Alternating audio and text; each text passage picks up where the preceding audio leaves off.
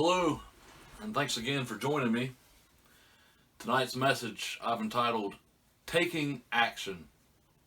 If we look in the Bible and turn to the book of Hebrews, there in chapter number 11, we see what is referred to as the Hall of Faith. This chapter shows how each highlighted individual, each person, takes action by faith. Abel brought, Enoch pleased, Noah built, Abraham obeyed and went, Sarah bore, Abraham offered and reasoned, Isaac blessed, Jacob blessed and worshipped, Joseph spoke and gave instructions, Moses' parents hid Moses, and on the list goes. Here we see individuals putting their faith into action. Faith is active. It takes action. We see these action verbs brought about by faith. Faith propels us into action. This is what's known and referred to in the Bible as living faith. It's faith that takes action. It's alive and active. James 2 verse 17 says, faith by itself, if it is not accompanied by action, is dead. In Sunday's message, we looked at the call. The call that calls us to leave the past behind and step out, walking by faith. In Hebrews 11 verse 8, says, by faith Abraham, when called, obeyed and went. When called, Abraham by faith took action. The call is clear. God calls each one of us to trust and obey, to be led by Him. However, our own self, our ego, can get in the way, wanting to lead the way and call the shots. And I've heard an acronym for ego, E-G-O, is easing God out. Our ego wants to take charge and be in control. It wants to control others and situations, things that are out of our control. Our ego plays God. It wants to play God. It is self-will gone riot. Instead of the surrendered will that turns it all over to God, which is walking by faith, our ego wants to take the reins and take charge and control. In Sunday's message I entitled, Let Go and Let God Guide. There's only a few things that we can control. I've stated it before, and I'll continue to repeat that because I believe it's a message worth hearing. That there's only a few things that we can control, and that's our own attitude and action. I went to a town hall meeting, and there was a business that wants to come in town, and they want to develop the land, and it's going to be right there in people's backyards, and the people were upset about it, and really there was not much that they could do. They were out of control. They're powerless. It was out of their control. There's so many things, situations in life that we just cannot control, and so it's important for us to understand the things that we can control. I've heard it said it's about a hula hoop. If we imagine an invisible hula hoop, the things inside of that hula hoop is what we can control, our attitude and our action. And it's important to understand that there are so many things that we cannot control that we are not in control of. We do not need to know where we are going if we know the one who leads us. We know that God does. God knows the direction. He guides us and directs us. Look again there in Hebrews 11, verse 8. By faith, Abraham, when called to go, obeyed and went, even though he did not know where he was going. Let's think about that again as we read that verse again. By faith, Abraham, when called to go, obeyed and went, even though he did not know where he was going. We see this surrender that takes place. Abraham is surrendering his future to God. He did not know where he was going, but he was trusting God. It's a surrender. It's our surrendering our future to God. Be okay with turning it over to God. You know, this might cause some of you listening to panic and be filled with some type of uneasiness and anxiety. Some of you might say, but I don't know how it's going to turn out. What will happen if I'm not in control? Here we see God calling Abraham to leave some things behind. And God calls us to leave some things behind as well. Leave behind your control. Your control of wanting to fix others, to fix people in their situations. Leave it behind as Abraham did. Did Abraham think about his country, his people, his father's household, that which he was called out of to leave behind? And there comes a point that we must see things for what they are. Things that are out of our control. And move past that. Abraham wasn't called to change his challenge, where he was, his country, his people, his father's household, but to leave it, to get out of it. There are things, certain situations, the managing of people and their affairs, that God tells us just to leave it alone and get out of it. There are places where we just have no place in being. We are not doing any good there. People are people with free will, and they'll make their own choices and their own decisions. And the best thing we can do is walk away. Walk away and walk towards God's calling. That's tough to do, isn't it, sometimes?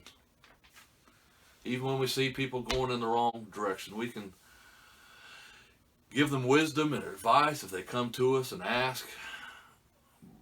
But people are headstrong. They can be stubborn. They can make their own choices and decisions. They can go their own way. God calls us to continue to focus on our journey, to continue to walk with Him. And who knows, maybe those people, once they've hit enough barriers and walls, maybe then they'll see something different in you, that you're walking and trusting God. And that's what God calls us to. God calls us to take the steps, to walk with Him on that journey. Hebrews 11 verse 8, it's by faith Abraham, when called to go, obeyed and went, even though he did not know where he was going. The call is clear. Go. Leave behind your control, your self-will, for God's directive. The call is clear. But in our minds, we can get confused and become challenged. The call is simple, but as humans, we can take something simple and make it complex. God tells us to leave something behind. And how often do we return to it and pick it up again? That's because it's still in our mind. We haven't completely left it behind. See, we need a changed mind, a change of thinking. This is the nature of repentance. A changed mind leads to a change in action. Again, that's repentance. Change of thought, change of mind leads to a change in action. We must change the way that we view things. We need our perceptions changed. Hebrews 11, verse 15 says, if they had been thinking of the country they had left, they would have had opportunity to return.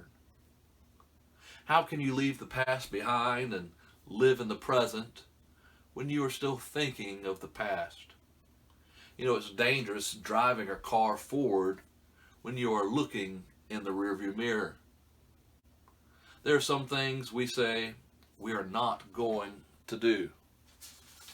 Things that we tell ourselves that we need to change, but we keep repeating the same mistakes. We have not seen the severity of the issue, and we keep returning to what God has called us out of because our thinking hasn't changed. So we keep revisiting that country. We keep revisiting the past and reliving it. You know, the definition of insanity is doing the same thing over and over, expecting different results. Our thinking and perception must be changed. Our way of how we see the old country, our old self and old behaviors must be seen for what they are. They must be brought to the light. The old ways of dealing with problems, with people and situations, by sheer force and the need for control must be abandoned for a better way. God calls us to that better way. It's the way of faith, trust, and surrender. Our minds must be changed, made up and convinced that there is a better way. Isn't that good news? There is a better way. Many of us are not convinced that our sheer force of the will and by our need of controlling a situation, a person, or an event is not the best way. We think if we keep pushing hard enough, if we keep inserting our will, eventually the person or situation will move into the direction we want them to go. Force, however, does not have the effect that we would desire or think that it might. If it did, all criminals would be changed by incarceration. No, true change runs much deeper. The true change can only be brought about by faith. A faith that leads to action. If we know this to be true, why do we keep revisiting the old country, the old us, the old behaviors we do not like that we impose upon others? Why do we keep repeating the things that we know don't work? Our minds are still stuck on earthly power instead of heavenly power. God calls us to another way, a better way of thinking, trust, and reliance. Often the problem is centered in our thinking. We have gotten so absorbed, so caught up and wrapped up in a situation, it consumes our every waking minute and robs us of our identity. We become attached and fixated on a certain problem or issue that we can see no way out. The call by faith calls us to a place we do not know. In other words, stop the thinking of needing to be in control and allow God to step in. Trust and obey. Hebrews 11 verse 8 says, by faith Abraham, when called to go, obeyed and went, even though he did not know where he was going. Ask yourself this question. Do I have to be in control? Do I have to know the outcome? Am I okay with not having it my way? How often ourself, our ego, wants to take the lead and take charge. Faith is leaving the old, the past behind for a better way. It says to us that it's okay with not knowing, but trusting God's direction. Hebrews 11 verse 15 says, if they had been thinking, get that, if they had been thinking of the country they had left, remember it's in our minds, our thoughts, our thinking patterns, if they had been thinking of the country they had left, they would have had opportunity to return. Verse 16, instead, this is where we need to change our thinking. Instead, they were longing for a better country, a heavenly one. Dear friends, what is something you need to leave behind to move forward into something better? Start by asking God to help you with your thinking. I pray that this message has been a blessing to you, and I do hope and pray that you have a blessed rest of your week. Continue to ask God to continue to show you the better way and to help you with your thinking. And until next time, bye-bye.